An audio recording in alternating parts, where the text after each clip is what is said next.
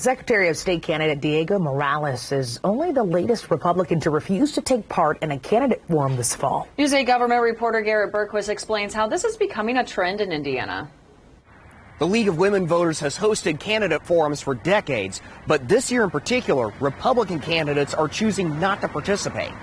This is how a recent League of Women Voters forum in Muncie looked. Both parties' candidates for county office showed up, but when it came to General Assembly candidates, only the Democrats participated. And that is pretty typical. That's what we've been hearing from other leagues. Indiana League of Women Voters co-president Linda Hansen says it's not a strictly partisan issue. Incumbent Democrats in Northwest Indiana have sat out forums this year. But consider this.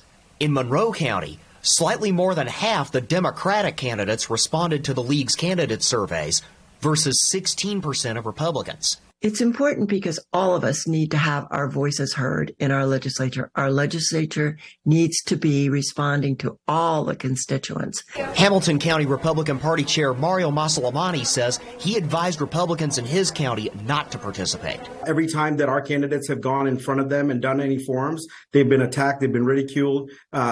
This has not been an equal or fair playing field. Masalamani says if the league wants Republicans to return, it needs to treat them more fairly and involve them from planning through the final product. Hansen thinks she's found a way to do that in her native Delaware County. We had some, like Muncie Resist, which is seen as left-leaning, although they claim to be nonpartisan, but seen as left-leaning, and the Libertarians, or Muncie Citizens for Good Government, which are seen as more right-leaning or more conservative-leaning. So we had some range, but we had people who were willing to work together to try and make this happen.